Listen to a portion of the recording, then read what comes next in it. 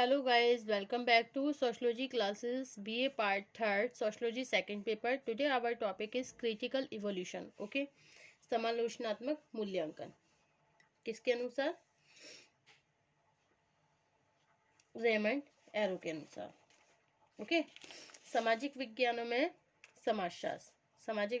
समाजशास्त्र को एक पृथक विज्ञान के रूप में प्रतिष्ठित करने तथा इसके अध्ययन क्षेत्र और अध्ययन पद्धति का निर्धारण करने में ऑगस्ट कॉम्ट की भूमिका निश्चय ही बहुत महत्वपूर्ण है.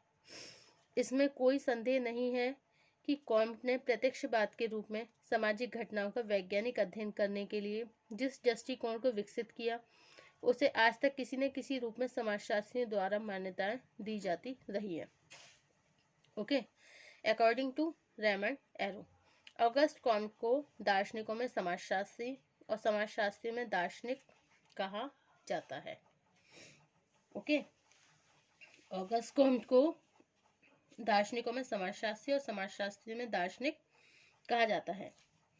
किसी व्यक्ति की सबसे बड़ी आलोचना नहीं हो सकती.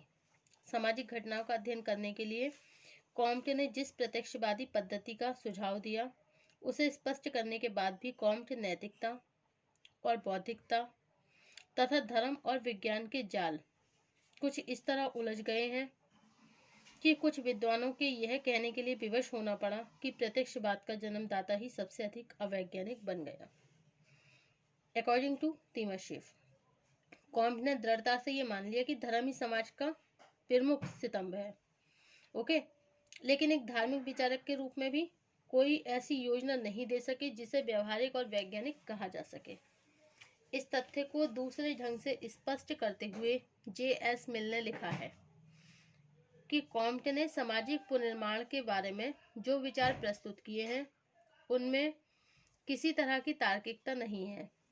इन्हीं विचारों ने कॉम्ट को प्रत्यक्षवादी की श्रेणी से बाहर लाकर कल्पनावादी विचारों की श्रेणी में लाकर खड़ा कर दिया. ओके, कॉम्ट ने स्वीकार किया कि प्रत्यक्षवादी ज्ञान को उपयोगी बनाने के लिए जरूरी है कि समाजशास्त्र को एक व्यवहारिक विज्ञान अप्लाइड साइंस के रूप में विकसित किया जाए. व्यवहारिक विज्ञान की प्रकृति भी वैज्ञानिक हो सकती है, लेकिन कॉम्ट ने इस व्यवहारिक विज्ञान में जिन विषयों का अध्ययन करने पर बल दिया उससे कॉम्ट की वैज्ञानिक पद्धति में संदेह होने लगता है. कोजर के अनुसार, कोजर ने कॉम्ट के विचारों की समीक्षा करते हुए लिखा है कि आरंभ में कॉम्ट के प्रत्यक्षवादी विचारों से ऐसा लगता है कि समाजशास्त्र के रूप में उनका उद्देश्य समाज विज्ञानों के लिए एक वैज्ञानिक आधार प्रस्तुत करना था, लेकिन वह स्वयं प्रत्यक्षवादी चिंतन से हटकर अपने आप को मानवता के धर्म के संस्थापक के रूप में देखने लगे. इन्हीं विचारों के कारण कॉम्ट द्वारा प्रस्तुत प्रत्यक्षवाद की वैज्ञानिकता समाप्त हो गई. नेक्स्ट पॉइंट है आपका, कुछ आलोचक कॉम्ट के प्रत्यक्षवाद को, आलोचक कॉम्ट के जो ये मतलब प्रत्यक्षवाद है तो उसको एक पद्धति के रूप में स्वीकार नहीं करते हैं जिसे पूरी तरह वैज्ञानिक कहा जा सके. इस संबंध में तीमरशेफ का कथन है, कॉम्ट ने अपने विचारों का अवलोकन और अनुमान के स्तर से एकाएक सिद्धांत के स्तर तक पहुंचने का काम किया है जो सही नहीं है. दूसरे शब्दों में कॉम्ट के प्रत्यक्षवादी विचारों में इतनी परिपक्वता नहीं है कि इनके आधार पर कोई समाजशास्त्रीय सिद्धांत विकसित किए जा सके. यह भी सच है. नेक्स्ट पॉइंट नंबर 6, यह भी सच है कि वर्तमान संदर्भ में कॉम्ट द्वारा प्रतिपादित प्रत्यक्षवाद के आधार पर समाजशास्त्र की विषय वस्तु को अधिक मान्यता नहीं दी जा सकती. एक और उन्होंने सामाजिक प्रगति को समाजशास्त्र की अध्ययन वस्तु का प्रमुख आधार माना है, तो दूसरी ओर सामाजिक प्रगति को व्यक्ति के नैतिक विकास से इस तरह जोड़ दिया कि इस आधार पर समाजशास्त्रीय अनुसंधान को वैज्ञानिक रूप देना कठिन हो जाता है. वास्तविकता यह है कि समाजशास्त्र तथा इसकी अध्ययन पद्धति के बारे में कॉम्ट के विचारों का मूल्यांकन इस दृष्टिकोण से किया जाना चाहिए कि कॉम्ट वह पहले विचारक थे जिन्होंने समाजशास्त्र को एक स्वतंत्र विज्ञान के रूप में स्थापित करने का प्रयास किया. ओके,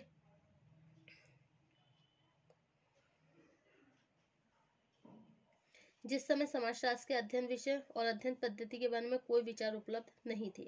उस समय किसी भी व्यक्ति से ये आशा नहीं की जा सकती थी कि बिल्कुल आरंभिक विचारों के द्वारा ही समाजशास्त्री अध्ययनों को इतना व्यवस्थित रूप दे दो कि बाद में सभी समाजशास्त्री उसे उसी तरह उसी रूप में मान्यता दे देते। मतलब बाद के सभी समाजशास्त्री उसे उसी रूप में मान्यता दे देते। इसके बाद भी समाजशास्त्र के संस्थापक के रूप में कॉम्ट ने जो विचार प्रस्तुत किए, उन्हीं के आधार पर बाद में सामाजिक अनुसंधान को एक व्यवस्थित रूप मिल सका।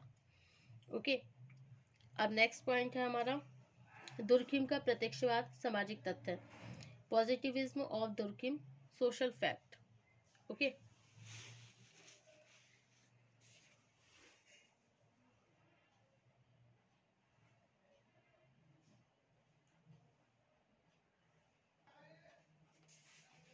अब है आपका दुर्खिम का प्रत्यक्षवाद सामाजिक तथ्य। दुर्खिम ने अपनी प्रसिद्ध पुस्तक समाजशास्त्री पद्धति के नियम, the rule of sociological method में प्रत्यक्षवादी पद्धति के आधार पर ही सामाजिक घटनाओं का अध्ययन करने पर बल दिया।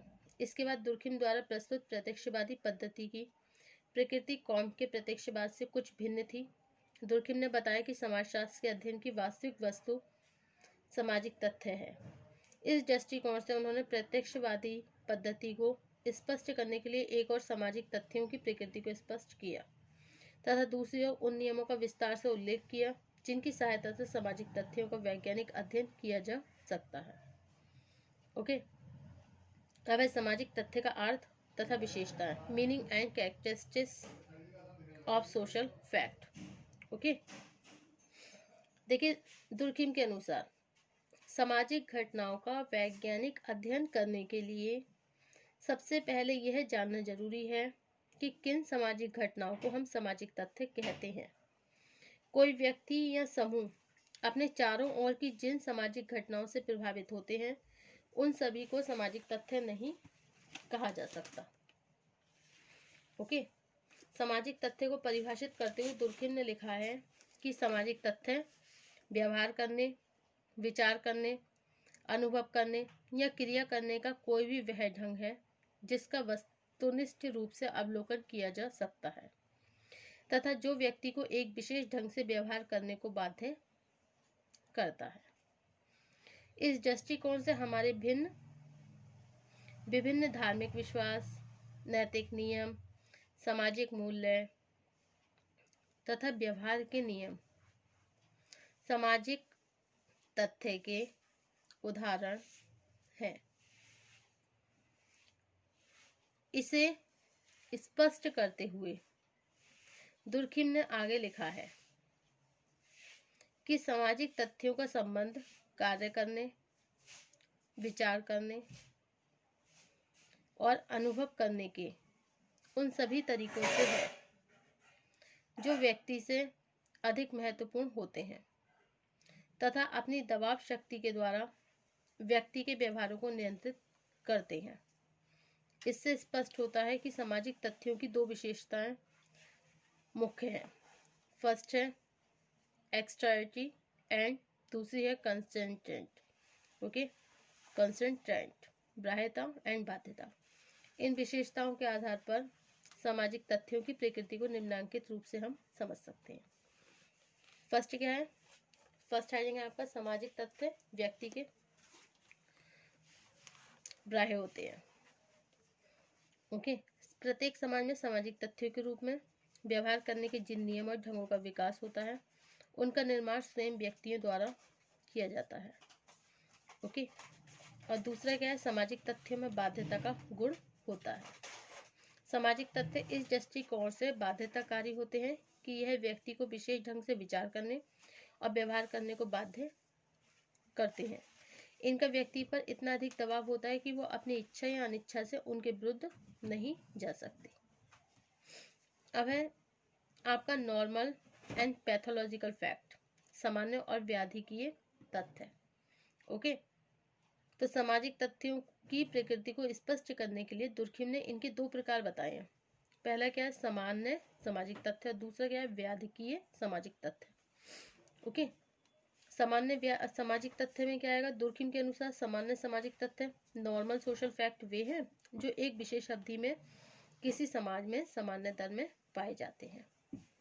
ओके, सामाजिक संगठन की प्रकृति को निर्धारित करने में इनकी मुख्य भूमिका होती है। अव्यात के सामाजिक तथ्य, इनका आश्रय उन दशाओं से जो समाज के लिए हानिकारक होते हैं तथा जनसाधारण के जीवन को प्रतिकूल रूप से प्रभावित करते हैं। दुर्खिम के अनुसार किसी समाज के एक बड़े हिस्से को क्षति पहुंचाने वाली दशाएं व्यातकीय दशाएं, व्यातकीय तथ्य पैथोलॉजिकल फैक्ट को जन्म देती है। ओके, अब है सामाजिक तथ्यों का अध्ययन करने के नियम, rules of studying of social fact. Okay, तो इसमें दुर्खिम द्वारा प्रस्तुत इन नियमों को संक्षेप में इस प्रकार समझा जाता है। नंबर फर्स्ट पॉइंट है आपका, सबसे पहले जरूरी है कि किसी सामाजिक तथ्य को केवल एक विचार अथवा अवधारणा के रूप में न देखकर उसे एक वस्तु के रूप में देखा जाए। सेकंड है, दूसरा नियम यह है कि सामाजिक तथ्यों का अध्ययन करते समय अध्ययनकर्ता किसी भी पूर्व धारणा से प्रभावित ना हो। थर्ड पॉइंट है आपका, वैज्ञानिक अध्ययन के लिए जरूरी है एक विशेष समस्या से संबंधित मुख्य तथ्यों को स्पष्ट रूप से परिभाषित करें। और फोर्थ पॉइंट है आपका, प्रत्येक सामाजिक तथ्य के कुछ विशेष कारण और प्रकार होते हैं, वैज्ञानिक अध्ययन तभी संभव हो पाता है। एंड फिफ्थ पॉइंट है, वैज्ञानिक अध्ययन के लिए जरूरी है कि किसी सामाजिक तथ्य का अध्ययन करते समय केवल उन्हीं पक्षों का अध्ययन न किया जाए जो अध्ययनकर्ता की रुचि के अनुकूल हों, बल्कि उस विषय से संबंधित आंकड़े जिन पक्षों को अधिक महत्वपूर्ण सिद्ध करते हैं उन्हीं का अध्ययन किया जाना चाहिए। ओके,